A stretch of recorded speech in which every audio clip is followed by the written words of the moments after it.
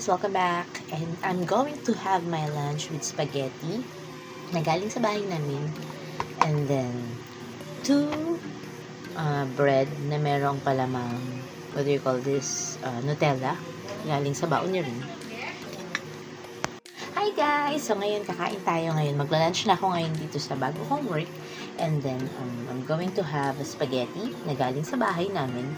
Hindi na ako umuwi ngayon guys kasi sobrang mahihirapan ako dahil sobrang init nakamotor lang ako. O diba guys, medyo na ako ngayon, upgraded na ako. Meron na akong sariling service. I have my e-bike, the 3 wheels na motor style.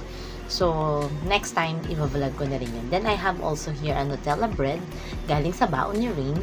Syempre ang Coke, hindi mawawala talaga yan guys. But I'm also drinking water. And then some kind na cheese clubs. Yan, doksan ko na siya guys. So I'm going to eat na. Kain tayo guys. So ayan, it's summer. Sobrang init kaya hindi ako umuwi sa bahay namin ngayon. Hindi kagaya dati nung nasa Manila ako.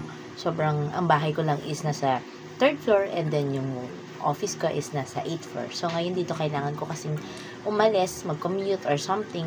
Pero nga dahil nga sobrang init ng panahon ngayon, hindi na ako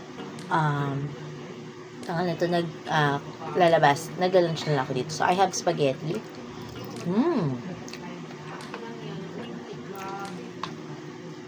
Leftover from yesterday. So wala namang masama kung kukain tayo ng leftover guys. Kasi napaka-normal lang nun guys hatid. Para makapagtipid din. At saka as long as hindi pa panis ha. One thing that I regret, hindi ko nalagyan ng cheese. So ayan guys. So back to social media platform na ulit ako. Nagvo-vlog na ako. Then short videos and then sa TikTok. So hopefully guys magtuloy-tuloy na at wala nang maging what do you call the distraction from me. Kasi I really wanted to do this thing talaga, yung pagbablog. Alam niyo naman yan, since 2018 I started my vlog. 2018 or 19 I started my vlog. Hindi ko lang natuloy-tuloy. So ayan guys. So ang sarap na talaga.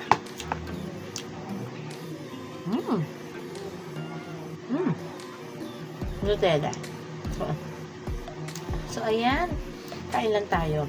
Kanina nag-get ready with me ako. Ngayon naman, having a lunch. So far, we're getting okay. Getting, what you call that, slowly, nagiging okay kami sa family. Since nawala si mama. And then, back to our regular routine. But still emptiness. And we are not complete anymore.